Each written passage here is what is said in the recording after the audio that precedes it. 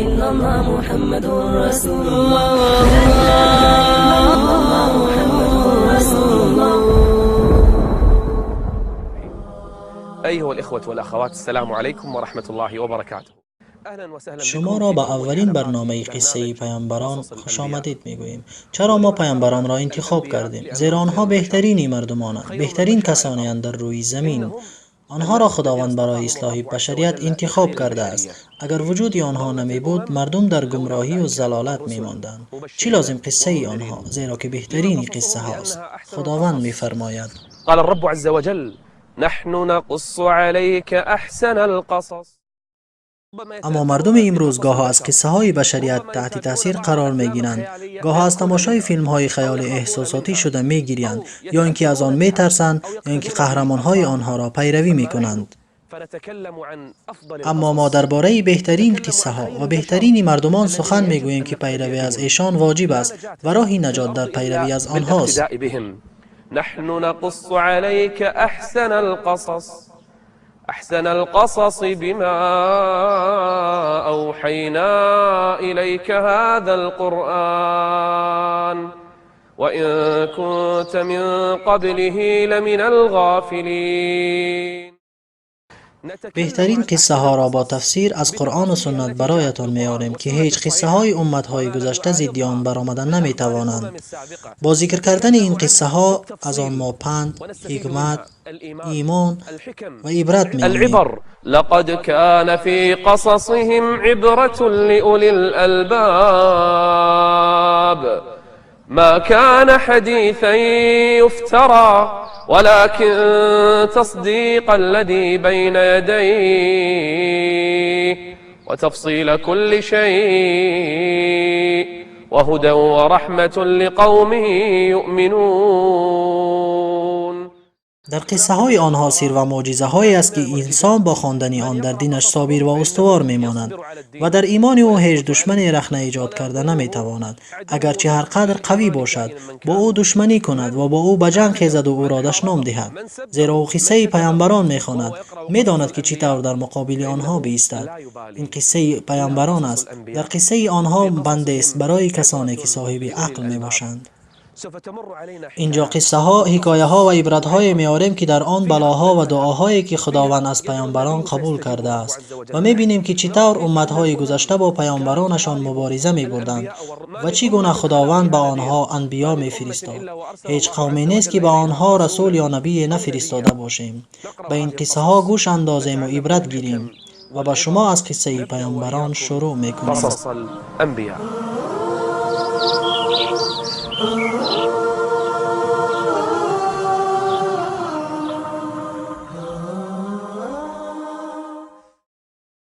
پیش از آن که از قصه ها آغاز کنیم، باید اول بدانیم که مخلوقات چگونه آفریده شدند. وقتی که خداوند بود، هیچ از مخلوقاتش نبود و او اولین هاست. اولین چیزی که آفریده شد عرش است و بعد از مدت خداوند قلم را آفرید. قلم به سخن درآمد. خداوند به او گفت بنویس. قلم گفت چی بنویسم؟ خداوند گفت بنویس آن چیزی که از اول دنیا تا روز قیامت است. همه چیز را بنویس. به درستی که همه چیز را با اندازه آفریدیم. همه چیز را خداوند 50,000 سال پیش از آفریدن زمین و آسمان نوشت. سپس 50,000 سال بعد از آفرینش قلم، خداوند آسمان و زمین، کوهها، دریاها و آنچه در روی زمین است را آفرید. و خداوند آسمان و زمین را در 6 روز آفرید.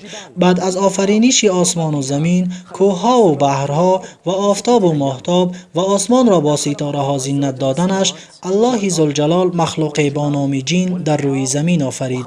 جنها قومی بودند که در روی زمین فساد میکردند، خونها میریختند، تا اینکه ملائک برای عذاب آنها آمد، بعضی آنها را حبس کرد و بعضی از آنها را از روی زمین به سوی بحرها راند. سپس بعد از جنها خداوند خواست خلق نو آفرد. خلقا جديدا. وإذ قال ربك للملائكة إني جاعل في الأرض خلیفه. ملائک پرسیدند آیا این مخلوق جدید مثل جن هاست در خونریزی و فساد در روی زمین؟ قالوا أتجعل فيها من يفسد فيها من يفسد فيها ويسفك الدماء ونحن نسبح بحمدك ونقدس لك. خدایا اگر تو میخواهی که خلق تو را عبادت کند، ما تو را عبادت میکنیم. چرا میآفری قومی را که فساد و خونخواری میکنند در روی زمین مثل جنها؟ خداوند در جواب ملائک با آنها گفت: قال إني أعلم ما لا تعلمون. ملائک نمیدانستند که خداوند از این قوم جدید محبوبان خود، پیامبران، شهیدان، نکوکاران، راستگویان و محبوبان خود را می آفرد. این است قوم جدید. قصص نور قصص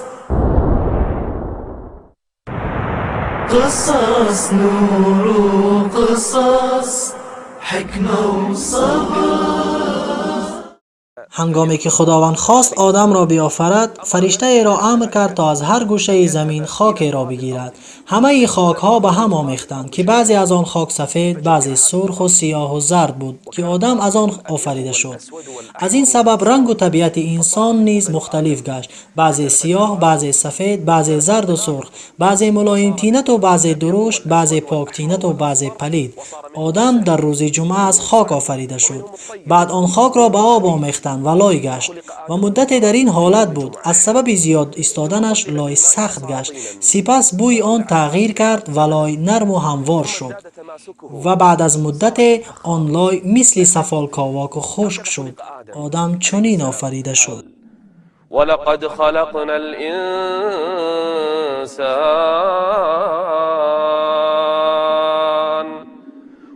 خلقنا الإنسان من سلالة من طين.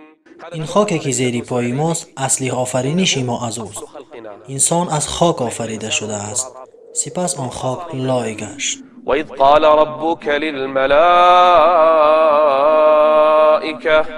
إني خالق بشرا من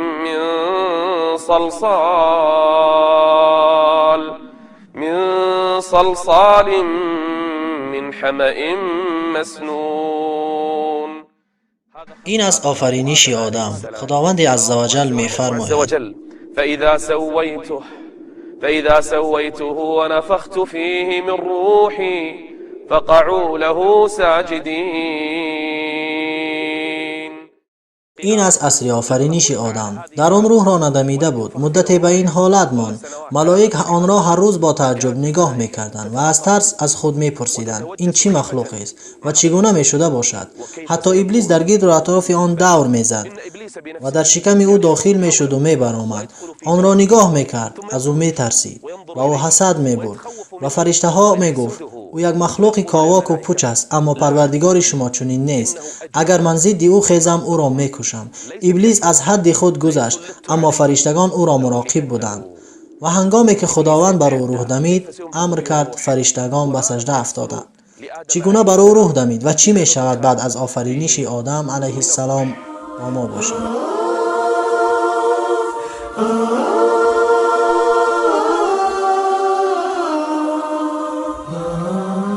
بدأت لحظه های بزرگی شروع شد. تاریخی نوی برای بشریت، بلکه سرشوی تاریخ انسانیت بود. شروع شد لحظه های دمیدن روح در آدم علیه السلام.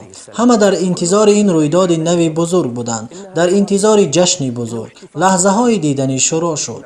روح در وجود آدم علیه السلام شروع کرد به سیر کردن. چشمانش را گشود، به راست و چپ خود نگاه میکرد. دیدن را شروع کرد. چی را میدید؟ جنت را با درختان و دریاهایش. چون روح در بینی آدم علیه السلام رسید، عطسه زد. فرشتگان گفتند ای آدم علیه السلام بگو الحمدلله. آدم علیه السلام گفت الحمدلله. الله ذوالجلال گفت یرحمک ربک. روح به شکم آدم علیه السلام رسید، اشتهای خوردن میوه های جنت کرد. اشتهای خوردن از آن میوه ها. آدم از جایش تکان خورد و روح به پایش آمد. شتاب کرد به سوی آن میوه ها، زیرا که انسان از شتاب آفریده شده. خلق الإنسان من عجل. زیرا که انسان از شتاب آفریده شده. هنگامی که روح در آدم علیه السلام پره شد، به راه رفتن شروع کرد. فرشتگان به او نگاه میکردند، همگی مراقب او بودند. الله ذوالجلال گفت: ای آدم، به آن فرشتگان نگاه کن، به سوی آنها برو و بگو: السلام علیکم. آدم علیه السلام رفت و به فرشتگان گفت: السلام علیکم. فرشته ها در جواب گفتند: و علیکم السلام و رحمت الله و برکاته. فرشته ها به آدم انس گرفتند. چه لحظه های خوبی سرشوی تاریخی بشر. ملائک و آدم به هم انس گرفتند. خداوند گفت: ای آدم، این تحیه و سلام تو و فرزندان توست. پس خداوند پشت آدم علیه السلام را محض کشید. تمام فرزندان آدم بیرون شدند، از آدم تا روز قیامت. هرچی قدر باشد ذریه او، از وقت آفرینش تا روز قیامت. میلیاردها ذریه آدم فرود آمد. من، تو، وی همه در آن روز فرود آمدیم، اهل جنت و اهل دوزخ. آدم علیه السلام به آنها نظر کرد. خداوند قرار به آنها گذاشت. با تمام ذریه آدم خطاب کرده گفت: آیا من نیستم پروردگار شمایان؟ همه گفتند: آره، گواهی می‌دهیم بر این. خداوند گفت: روز قیامت آمده نگویید که ما از این چیز آگاه نبودیم. این است ایمان فطری که در دلها محفوظ شده. وإذ أخذ ربك من بني آدم من ظهورهم ذريتهم وأشهدهم على أنفسهم ألست بربكم قالوا بلى شهدنا أن تقولوا يوم القيامة إنا كنا عن هذا غافلين. فطرتی که در دل است، آن را در روز قیامت انکار کرده نمیتوانید. هنگامی که آدم آفریده شد، وقتی به جا آوردن امر رسید. کدام امر؟ هرگاه که در او روح را دمیدم، به او سجده کنید. تمام فرشتگان آسمان با سرداری جبریل علیه السلام از روی احترام و عزیز داشتن این مخلوق و اجابت امر پروردگار خود به او سجده کردند. فسجد الملائكة كلهم أجمعون. تصور کنید این منظره را. فسجد الملائكة كلهم أجمعون. مگر یک مخلوق غریب و پست که از جمله ملائک نبود. خداوند او را به آنها راه داده بود. او مدام سجده نمی کرد و به اطراف خود می نگریست. می دید که ملائک در سجده اند و او نه. مدام با کبر و حسود خود استوار بود. خداوند او را پرسید در حالی که می دانست: ای ابلیس، ما لك الا تكون مع الساجدين. و خداوند می دانست این را. اکنون گوش اندازید به جواب احمقانه ابلیس. قال لم اكن لاسجد لبشر. آیا من سجده کنم به این بشر؟ لم اكن لاسجد لبشر خلقته من صلصال. ابلیس گفت: من از آتش آفریده شدم. آیا سجده کنم به مخلوقی که از خاک آفریده شده؟ این کبر است. خداوند صاحب آن را خار می کند. اولین گناهی که روی داد در آسمان از ابلیسی که خداوند او را مقام داده بود. خداوند به ابلیس جواب داد: قال فاخرج منها فإنك رجيم وإن عليك اللعنة إلى يوم الدين. ابلیس علیه اللعنه را خداوند در صف ملائک مقام و جای داد، در حالی که او ملک نبود. او جین بود. خداوند او را در صف ملائک جا و مقام داد، لکن او سرکشی کرد و کبر ورزید. تمام ملائک سجده کردند و او سجده نکرد و کبر و حسود خود را اعتراف کرد. قال انا خیر منه خلقتني من نار وخلقته من طين. پس خداوند او را از جایگاهی بلندش پیش کرد، از این مقامی عالی که مدتی دراز در آن بود. اکنون او را از این مقام خالی میکنند و از درگاه میرانند. قال فاخرج منها فإنك رجيم وإن عليك اللعنة إلى يوم الدين. ابلیس یک فرمان الله را به جا آورد. لعنت بر او فرود آمد. تا کی؟ تا روز جزا. ترک یک فرمان لعنت را بر او آورد. وای بر حال کسانی که شب و روز آشکار و نهان دیده و دانسته گناه میکنند. ابلیس با کبر و حسد خود مستحق مردود شدن بود از درگاه خدا. وحسده. قصص نور قصص قصص نور قصص حکمه و صبر. پس از آنکه خداوند ابلیس را از درگاه راند و به او لعنت کرد، این ملعون پلید حتی نخواست که توبه کند و عذر خواهد. اگر پشیمان میشد و توبه میکرد، خداوند او را میبخشید. اما او به جای توبه خواستن چیزی دیگری خواست. چی خواست؟ ماذا طلب؟ قال رب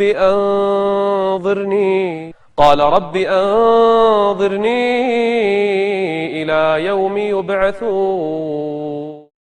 مهلتم ده خدایا، نه اینکه تا دمیدن سوری اول، بلکه تا دمیدن سوری دوم، تا روز جزا. او به همه اینها ایمان داشت، به خدا و روز جزا، به جنت و دوزخ، لیکن در برابر فرمان خدا کبر ورزید. با وجود کفر و ملعونیش خداوند خواسته او را اجابت کرد.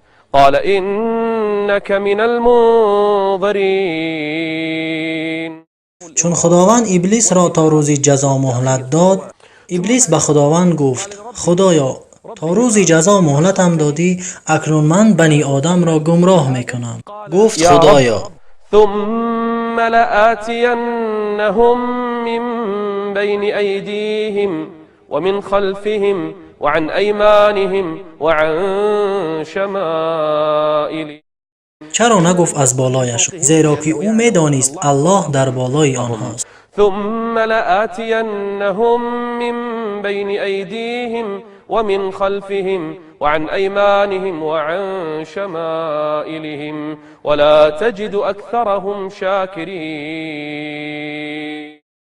الله ذوالجلال گفت: دور شو از درگاه من ای خوار و ذلیل و ملعون، با همراهی کسانی که تو را پیروی میکنند از فرزندان آدم.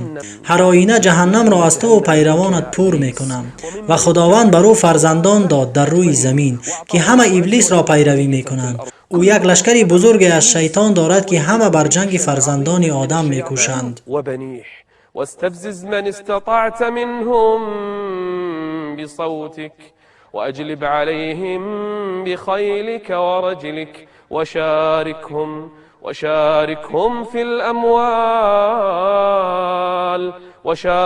في الأموال والأولاد وعدهم وما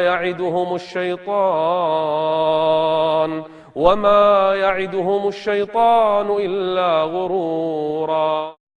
ابلیسی که ملعون است و از درگاه عالی رانده، حد خدا را گذشته، بندگان او را مغرور و از یاد خدا غافل می کند و گناه را بر آنها زینت می دهد و از طاعت الله ذوالجلال دورشان می کند. هنگامی که ابلیس به خداوند گفت: قسم به عزت و بزرگیت که آنها را گمراه خواهم کرد، خداوند به او در جواب گفت: قسم به عزت و بزرگیم آنها را می بخشم اگر عذر خواهند و توبه کنند.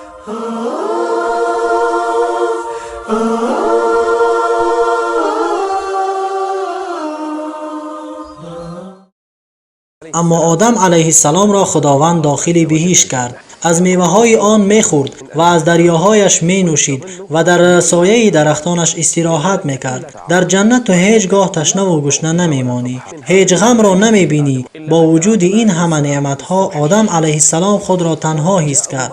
با خود می گفت: چطور در این نعمت ها تنها زندگی کنم؟ آدم علیه السلام را خواب آمد. وقتی از خواب خیست، زنی را در پهلوی خود دید. از او پرسید: کیستی تو؟ گفت: من زن هستم. از کجا آمدی؟ خداوند مرا آفرید. گفت: برای چی خداوند تو را آفرید؟ گفت: آفرید مرا تا تو را آرام کند. یا ایها الناس اتقوا ربکم الذی خلقكم من نفس واحده وخلق منها زوجها فرشته ها آدم علیه السلام را پرسیدند نام او چیست؟ خواستند او را امتحان کنند آیا تمام نام ها را می داند یا نه؟ آدم علیه السلام گفت نام او حواست. ملائک گفتند برای چی حوا؟ گفت زیرا او از چیزی زنده آفریده شده است. حوا از قبرغه آدم علیه السلام آفریده شده است.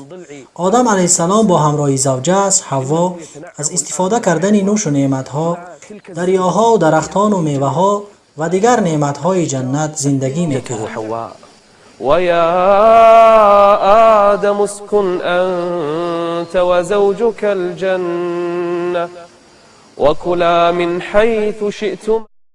همه چیز بر شما حلال است در این جنت. دریاهایش، درختانش، سایه‌هایش، همه چیز حلال است مگر یک چیز. و آن چیز، آن درخت را دیدی به او نزدیک نشو. ولا تقربا هذه الشجرة فتكونا من الظالمين. نه تنها خوردن میوه آن را حرام کرده بود بلکه نزدیک شدن به آن درخت به آنها حرام بود. ای آدم و حوا، حذر کنید از شخصی که در بین شما زندگی میکند. او دشمن شماست که میخواهد شما را از اینجا برآورد. پس هوشیار باشید تا شما را مغرور و وسوسه نکند، به دام خود نافتاند. خداوند کلام خود را تصدیق کرده میگوید ای آدم، إن هذا عدو لك ولزوجك فلا يخرجنكما من الجنة فتشقى. بدان ای آدم که جنگ بسیار سخت است و این دشمنی تو اولین حمله خود را میکند و کوشش میکند تا تو از آن درخت بخوری. پس تو و زوجت به این هرگیز نزدیک نشوید. آیا آدم به این نعمتهای جنت قانع می شود و ترک آن درخت می کند؟ یا او با دام شیطان افتاده فریب او را خورده از آن درخت می خورد؟ یا چطور ابلیس او را وسوسه می کند؟ چطور زوجه او را مغرور می کند؟ و حمله اولی او چیست؟ و چی رخ می دهد بعدی همه اینها؟ جواب این سوالها را در بخش دوم خواهید فهمید ان شاء الله. استودعكم الله والسلام عليكم ورحمة الله وبركاته. قصص نور